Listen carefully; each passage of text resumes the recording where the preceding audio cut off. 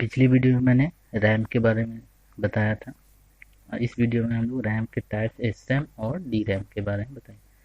हालांकि मैंने S RAM और डी रैम के में थोड़ा सा कंपेयर किया था। आज हम लोग दोनों के बारे में पढ़ेंगे डिटेल से। तो पहले हम लोग पढ़ लेते हैं डी रैम के बारे में, उसके बाद एस रैम के बारे में पढ़ेंगे। तो डी रैम का फुल फॉर्म होता है dynamic random access memory. Dynamic RAM होता है ये, ठीक है। डायनेमिक रैम इसका क्यों नाम पड़ा है, क्योंकि इसमें हमेशा कुछ कुछ सेकेंड पर इसे रिफ्रेश करने की ज़रूरत पड़ता है, इसलिए इसे डायनेमिक रैम बोलते हैं। और स्टैटिक रैम में रिफ्रेश करने की ज़रूरत नहीं पड़ता है, इसलिए इसे स्टैटिक रैम बोलते हैं। तो हम लोग थोड़ा देख लेते हैं इसमें क्या यूज होता है इसके कंस्ट्रक्शन में। तो यहाँ पर देखते हैं in D RAM uses a capacitor. इसमें एक कैपेसिटर को यूज करते हैं एक बिट डेटा स्टोर करने के लिए। अगर मुझे 4 बिट स्टोर करना है तो 4 कैपेसिटर की ज़रूरत पड़ेगा। और एक मॉसफेट का भी ज़रूरत पड़ता है। वो क्या ज़रूरत पड़ता है, एज ए स्विच हम लोग यूज करते हैं ट्रांसफ़र करने के लिए। ये मतलब रीड और राइट प्रोसेस करने के लिए हम लोग मॉसफेट का यूज करते हैं। मेनली स्टोर होता है किसमें, डेटा कैपेसिटर में स्टोर होगा डेटा। इसका कंस्ट्रक्शन बहुत ही सिंपल होता है, वेरी सिंपल कंस्ट्रक्शन, और जिसके वजह से ये चीप होता है। और हम लोग पहले चर्चा कर चुके हैं कि ये इसमें रिफ्रेश करने की ज़रूरत पड़ता है किसमें, डायनेमिक रैम में। तो डायनेमिक रैम के बारे में हम लोग थोड़ा देख लेते हैं कि इसका कंस्ट्रक्शन कैसा होता है। तो इसका कंस्ट्रक्शन कुछ इस तरीके से होता है। तो यहाँ अगर जैसे कि मेमोरी का अगर हम दिखाते हैं तो ये मेमोरी है, ये ऊपर में वर्ड लाइन है और ये डेटा लाइन है। तो वही वर्ड लाइन और डेटा लाइन है, यहाँ पर वर्ड लाइन और बिट लाइन हम लोग देख सकते हैं, ठीक है।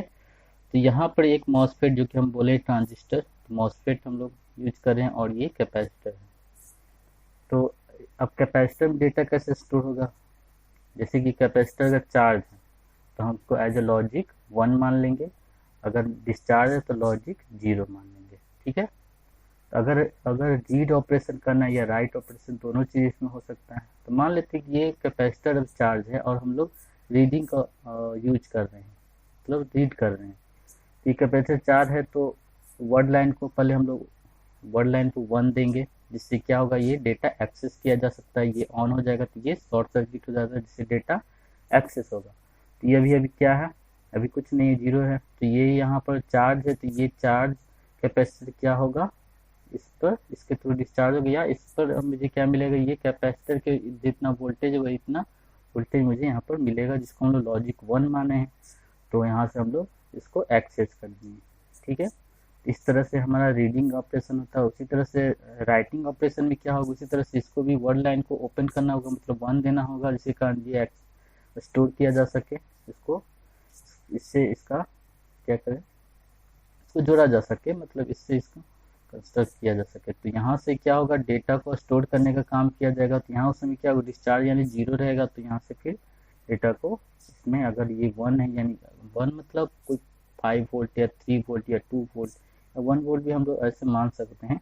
तो ये उससे चार्ज करके इसमें इसको स्टोर किया जाएगा।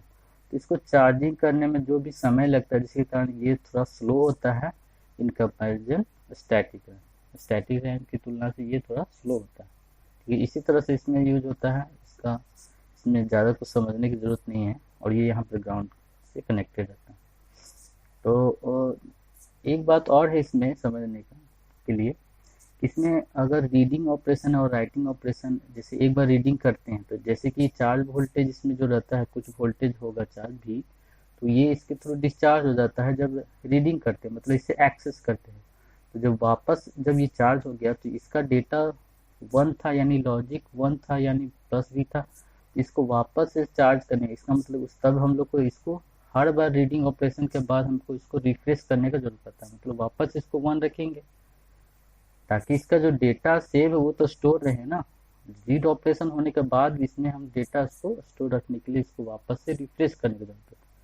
और ऐसे भी बहुत देर तक इसको अगर हम छोड़ देते हैं तो इसमें अगर ये 1 नहीं दिए फिर भी इसमें लीकेज करंट फ्लो करते रहता है, जिसके कारण इसमें जो भी चार्ज वोल्टेज है वो धीरे धीरे डिस्चार्ज होता है। इसलिए बार बार इसे मुझे क्या करने की जरूरत पड़ता है, हम लोगों को रिफ्रेश करने का जरूरत पड़ता है, इसलिए इसमें दिखाते हैं कि इसमें ज़रूरत पड़ता है टाइम टू टाइम रिफ्रेश करने की ज़रूरत पड़ता है, रीडिंग ऑपरेशन करने के बाद भी रिफ्रेश करने की ज़रूरत पड़ता है और टाइम टू टाइम रिफ्रेश करने का भी ज़रूरत पड़ता है। तो ये हमारा कंस्ट्रक्शन है डायनेमिक रैम का, जो कि सिंपल होता है, जिसके कारण ये चीप भी मान से कि कैपेसिटर चीप रहता है, इसलिए चीप रहता है हमारे लिए।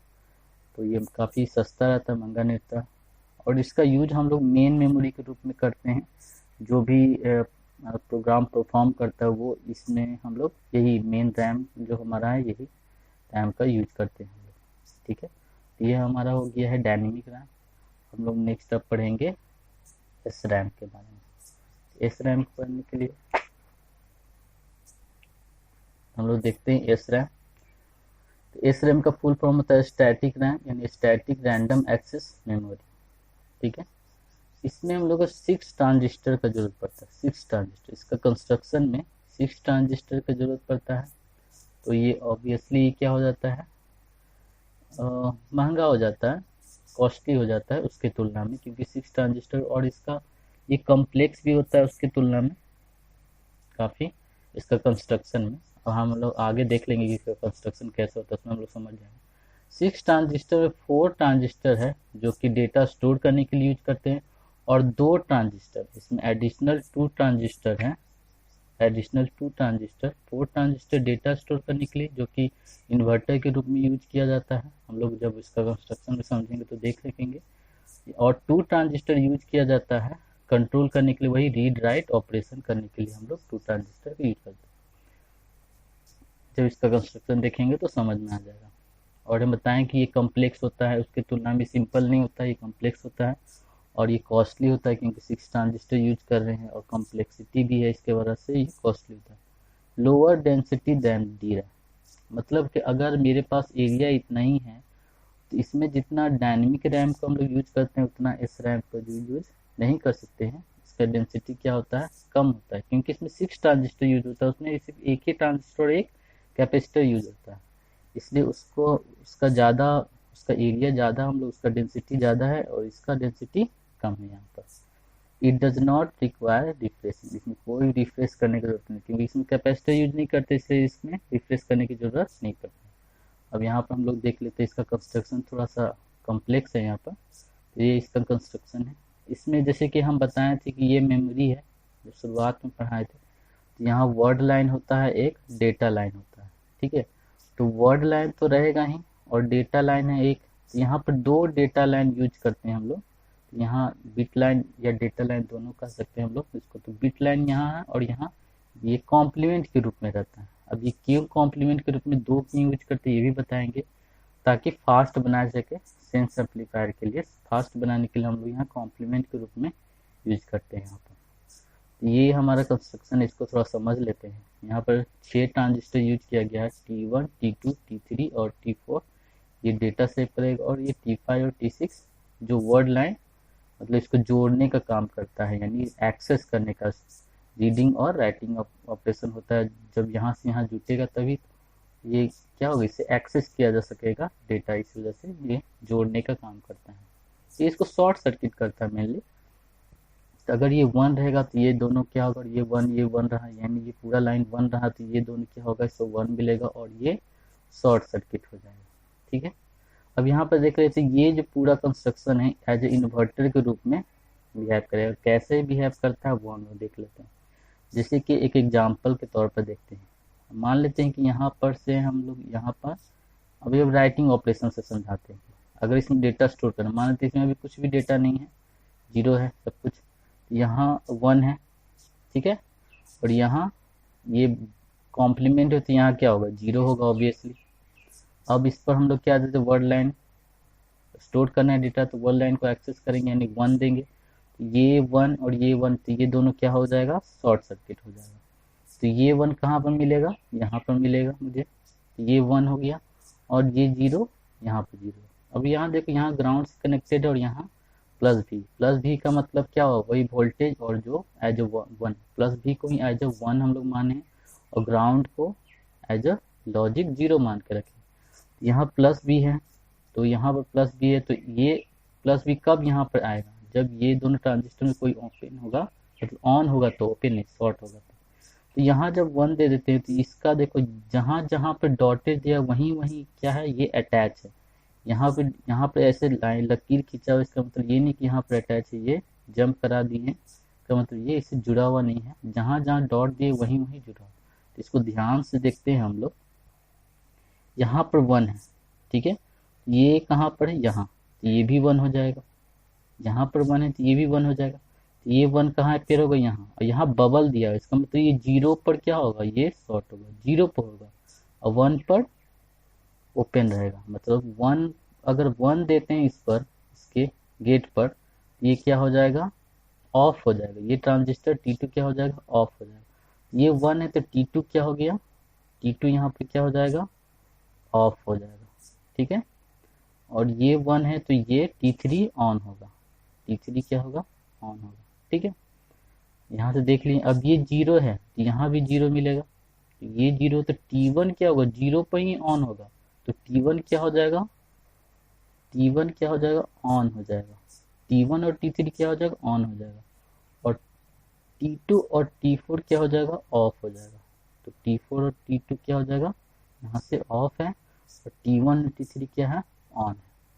तो T2 यहाँ है और T4 यहाँ, तो ये दोनों क्या है, ऑफ है, और ये दोनों ऑन है, तो ये दोनों क्या होगा, शॉर्ट हो जाएगा एक तरह से, और ये दोनों ओपन रहेगा। यही होता है। जब ये शॉर्ट हो जाएगा तो यहाँ प्लस भी कहाँ अपियर होगा, यहाँ 1, इसका मतलब ये 1 अब मिलने लगा यहाँ पर, ठीक है, मतलब ये सही है। और ये 1 यहाँ पर हो गया, ये शॉर्ट हो जा रहा है, तो ये ग्राउंड कहाँ से आ रहा है, यहाँ 0, ये 0 है, तो इसका मतलब है कि यहाँ से लेकर यहाँ तक ये क्या है, पूरा 0 है, और यहाँ से लेकर यहाँ तक क्या है, ये पूरा 1 है, ठीक है। अब इसी चीज़ को अगर हम बदल देते हैं, इसको 0 और इसको 1 कर देते हैं, तो उस कंडीशन में क्या होगा, ये उसी तरह से इस कंडीशन T2 और T4 ऑन होगा, और T1 T3 ऑफ हो जाएगा। तो ये शॉर्ट हो जाएगा, ये शॉर्ट हो जाएगा, तो ये शॉर्ट हो जाएगा, तो 0 पूरा यहाँ से यहाँ तक मिलेगा, तो इसका उल्टा यहाँ से यहाँ तक 1 मिलेगा, ठीक है। तो ये हम लोग इसलिए हम समझ रहे हैं कि ये पूरा एज ए क्या है, पूरा इन्वर्टर। अब इसका हम सिंपलेस्ट फॉर्म में दिखा देते हैं इस कंस्ट्रक्शन का। ये हमारा सिंपलेस्ट फॉर्म में यहाँ पर है, क्या हमारा स्टैटिक रैम है। ये वर्ड लाइन है, ये उसी तरह से यहाँ पूरा अगर 1 है तो ये पूरा यहाँ तक 1 रहेगा, यहाँ 0 रहता है इसके, तो यहाँ 0 है तो यहाँ 1। इसी तरह से ये वर्ड करता है राइटिंग ऑपरेशन, ठीक है। तो अगर इसको 1 देते हैं तो ये 1 जाएगा, और यहाँ 1 रहेगा, और यहाँ 0 रहेगा, तो इसमें 1 और यहाँ 0 सेव हो जाता है। तो इसमें एक तरह का डेटा सेव हो गया। अगर एक्सेस करना है यानी रीडिंग ऑपरेशन करना है, तो स्टोर करना है, अगर रीडिंग ऑपरेशन करना है तो इसको हम लोग शॉर्ट करेंगे। इसको तो हमेशा क्या करना होगा, रीडिंग करना हो या राइटिंग करना हो, वर्ड लाइन को 1 करना पड़ेगा, ताकि इससे डेटा को एक्सेस किया जा सके। इसका मतलब इसको शॉर्ट किया जा सके इन दोनों। तो जब रीडिंग करना होगा तो यहाँ पर जो अगर ये 1 होगा, ये 0 रहेगा, तो यहाँ पर हमको 1 मिलेगा, और यहाँ पर 0 मिलेगा, और हमेशा ये क्या होगा, ये इसका उल्टा होगा। और हम बताए थे कि यहाँ पर हम लोग इसका यूज करते हैं, क्यों इसका कॉम्प्लीमेंट क्यों यूज करते हैं, तो वो भी अब समझ लेते हैं। इसका कॉम्प्लीमेंट हम लोग यूज करेंगे, जैसे कि एग्जाम्पल के तौर पर देखते हैं कि मान लेते हैं कि ये पूरा 1 वोल्ट था, ठीक है।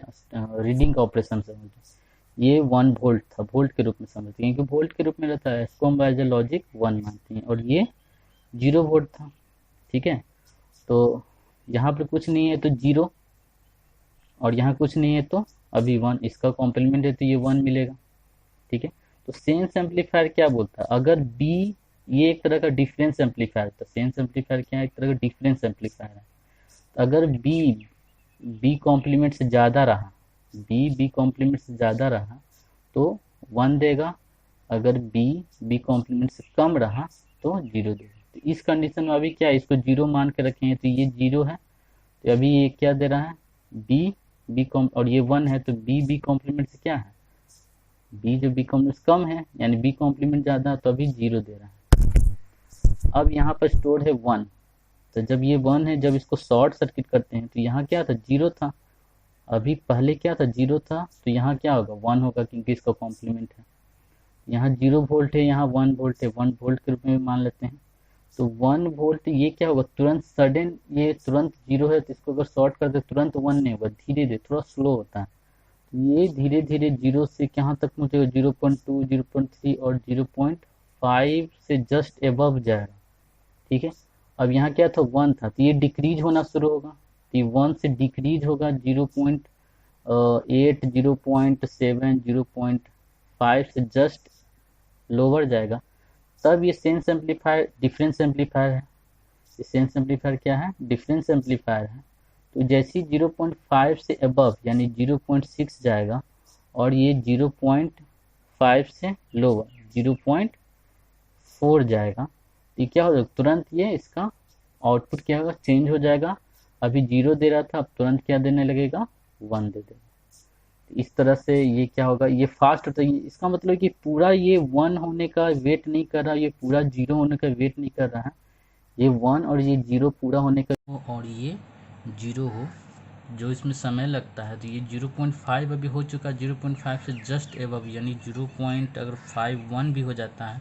और ये 0.5 जस्ट नीचे 0.49 अगर ले लेते हैं, तो ये क्या हो जाएगा कि ये इससे 0.51 क्या हो गया, 0.49 से ज़्यादा हो गया, जिसके वजह से क्या होगा, सेंस एम्पलीफायर जो कि डिफरेंशियल एम्पलीफायर है, तो वो इसका आउटपुट क्या हो जाएगा, 0 से सीधा 1 की तरफ चेंज हो जाएगा। तो आउटपुट में हमको 1 मिलने लगेगा और 0। तो ये तो इतना जो टाइम लगेगा 0.5 से 1 से लेकर 1 जाने में और 0.49 से लेकर 0 जाने में, तो उस वो हमारा टाइम सेव हो जाता है, जिसके कारण ये फास्ट हो जाता है सेंस एम्पलीफायर के कारण। इसलिए यहाँ पर दो हम लोग एक कॉम्प्लीमेंट के रूप में यहाँ पर लेते हैं। ठीक है, अब इसका यूज़ देख लेते हैं कि इसका यूज कैसे मेमोरी के रूप में किया जाता है, और वहाँ डायनेमिक रैम को मेन मेमोरी के रूप में यूज किया जाता है।